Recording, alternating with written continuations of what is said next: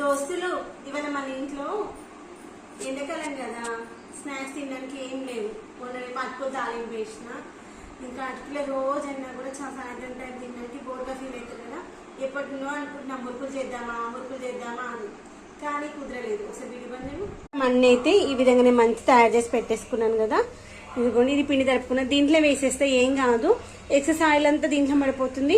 తర్వాత దాన్ని తీసేసి స్టీల్ క్యాన్లకు మార్చేసుకోవచ్చు. ఇదిగోండి, ఆయిల్ హీట్ అయిందా లేదా చెక్ చేసుకుంటున్నాను. ఆయిల్ అయితే మంచి హీట్ అయింది.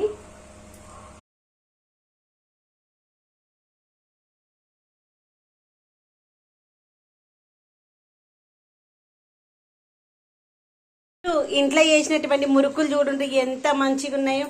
మంచి నోట్లో వేసుకుంటే కరిగిపోద్ది, అంత క్రంచీగా ఉన్నాయి. ఇవ్వండి చూపిస్తాను, చూసారా ఇలా మంచిగా, ఇంత మంచిగా క్రంచీగా ఉన్నాయి. ఇవి ఎట్లా చేసుకున్నామో ఏందో చూద్దామా. ఎట్లున్నాయి చెప్పు, చూసి రివ్యూ. మంచిగుంటే మంచిగా ఉన్నాయని చెప్పు, లేదంటే లేదని చెప్పు. నచ్చినాయా? ఇంతసేపు ఆలోచిస్తున్నట్టు మంచి లేవన్నట్ట అంటే బాగా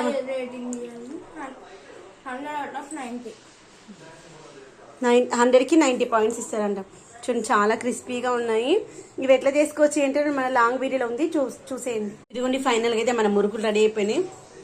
చూసారా ఎంత యమ్మీగా ఉన్నాయో, కలర్ఫుల్గా ఉన్నాయో. 1 కేజీకి ఇన్ని వచ్చినాయి. ఇదిగోండి, ఇది లాస్ట్ బాయి. చూడండి, నోట్లో వేసుకొని చూపిస్తే కరకర సౌండ్.